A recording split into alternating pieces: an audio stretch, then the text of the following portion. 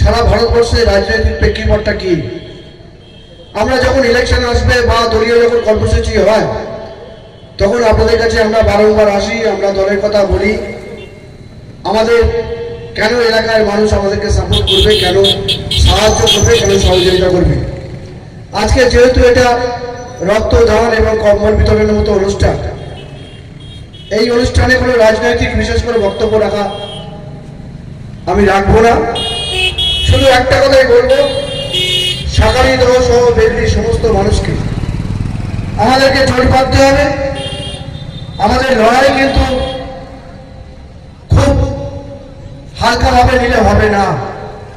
আমাদের লড়াইটাকে লড়াইয়ের জায়গায় আমাদেরকে নিয়ে যাওয়ার জন্যে আজকে যেমনভাবে আমরা রক্তদান, আমাদের বস্ত্র বিতরণ আমরা সাকসেসফুলের জায়গায় নিয়ে যেতে পেরেছি, আগামী দিনে বেগড়ি অঞ্চল তৃণমূল কংগ্রেস বিগত কয়েক বছর ধরে যতগুলো ইলেকশন হয়েছে সেই ইলেকশনে বেগড়ি অঞ্চল সবথেকে সর্বাধিক ভোটে আমাদেরকে জয়লাভ করায়।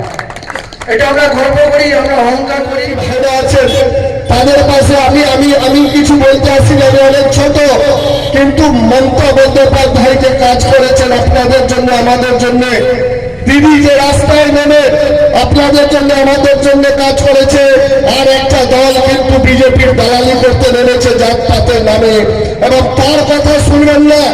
জেবিপুর বিধানসভা কেন্দ্রে 2-3 দিন আগেই দেখেছি, শুনেছি, রিপোর্ট এসছে আমাদের কাছে, আইএসএফ কিছু গুন্ডামি চলছে কিছু অঞ্চলে। কথা দিয়ে গেলাম, দলকে জিজ্ঞেস করেছি, দল যদি অভিষেক বন্দ্যোপাধ্যায় পারমিশন দিলে ও দালালগুলোকে জেবিপুর বিধানসভাতে যুবরাই বুঝিয়ে দেবে কি তৃণমূল কংগ্রেসের শক্ত ঘাঁটি হচ্ছে জেবিপুর বিধানসভা কেন্দ্র। তারা বিজেপির টাকা নিয়ে দালালি করছে, বলতে লজ্জা হয় আমাদের। এই দলের আইএসএফ দলের নেতা, তার মুখে শুভেন্দু অধিকারীর বড়াই হয়, তিনি বলেন শুভেন্দু অধিকারী নাকি সব থেকে ভালো নেতা। আমরা বলি না এই কথাগুলো। যারা বলে মসজিদ থেকে মাইক নামিয়ে দাও, যে দলের নেতা বলে মসজিদে আজান কেন হবে, দিদি বলে আমার জন্য মসজিদ, মন্দির, গির্জা, চার্চ সব এক রকম।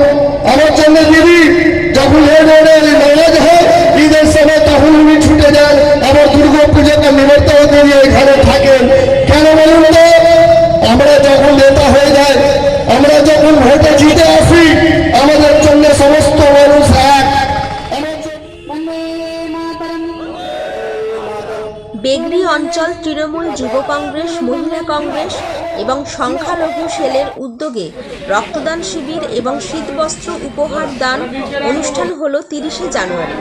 অনুষ্ঠানে উপস্থিত ছিলেন হাওড়া জেলা সদর তৃণমূল যুব সভাপতি কৈলাস মিশ্র, জগৎবল্লভপুর কেন্দ্র তৃণমূল সভাপতি সুবীর চ্যাটার্জি, কেন্দ্র যুব সভাপতি সঞ্জীব মল্লিক, হাওড়া জেলা পরিষদের কর্মাধ্যক্ষ গোপা ঘোষ, ডোমজুর পঞ্চায়েত সমিতির সভাপতি আশা মণ্ডল, কর্মাধ্যক্ষ জয়দীপ বর্মন, উপপ্রধান শবনম শেখ, কোলোরা 2-এর উপপ্রধান নিশারুদ্দিন লস্কর, শেখ কামারুজ্জামান প্রমুখ। সবসময় প্রয়োজনীয়তা রয়েছে, সেই প্রয়োজনীয়তার লক্ষ্যে আমরা আমাদের দলের তরফ থেকে আমাদের নেতৃত্বের যে নির্দেশ বারবার আসে, আমরা সেইভাবে এগিয়ে চলি। আমাদের বেগড়ির পঞ্চায়েতের প্রধান দেবাশিস ঘোষ এবং হাফিজুল শেখ জানিয়েছেন, শাখারিদহ তাজ স্পোর্টিং ক্লাবের সহযোগিতায় এই শিবিরে মোট 110 জন রক্তদান করেছেন এবং 150 জনের হাতে শীতবস্ত্র তুলে দেওয়া হয়। আমাদের দীর্ঘদিনের বেগড়ি অঞ্চল তৃণমূল সংখ্যালঘু সেল ও বেগড়ি অঞ্চল তৃণমূল মহিলা কংগ্রেসের উদ্যোগে আজকে আমরা রক্তদান শিবির এবং শীতবস্ত্র প্রদান করেছি। 110 জন আমাদের রক্ত দিয়েছেন, তাদের প্রত্যেককে বেগড়ি অঞ্চল তৃণমূল সমস্ত শাখা সংগঠনের তরফ থেকে ধন্যবাদ জানাচ্ছি এবং সমস্ত কর্মীরা আমাদের যারা সংখ্যালঘু থেকে শুরু করে মহিলা থেকে শুরু করে তৃণমূল কংগ্রেসের সমস্ত কর্মীরা একত্রিত হয়ে অত্যন্ত দক্ষতার সঙ্গে আজকে আমরা শান্তিপূর্ণভাবে আজকে আমাদের অনুষ্ঠানটা শেষ করেছি। তার জন্য আমাদের বেগড়ি অঞ্চল সমস্ত শাখা সংগঠনকে অসংখ্য ধন্যবাদ জানাবো। পাশাপাশি এই এলাকার সুধী নাগরিকবৃন্দদের জানাবো, আগামী লোকসভা নির্বাচনে যাতে আমাদের মমতা ব্যানার্জির আমাদের যে আদর্শ নিয়ে আমরা দলটা চালাই, সেই দলের প্রতি আনুগত্য রেখে বিগত বছরে যে সমস্ত ইলেকশন গেছে আগামী লোকসভা ইলেকশনে আমাদের যে সাংসদ তিনি আমাদের নির্বাচিত করার দায়িত্ব আমাদের, এবং সর্বোচ্চ লিড বেগড়ি অঞ্চল থেকে আমরা যেমন দিয়ে আসছি সেই লিড আমরা দেবো এই প্রতিজ্ঞাবদ্ধ, এবং আমাদের 150 জনকে আমরা শীতবস্ত্র প্রদান করি। আপনাদের এই অঞ্চল থেকে আগামী দিনে কি কোনো প্ল্যান আছে?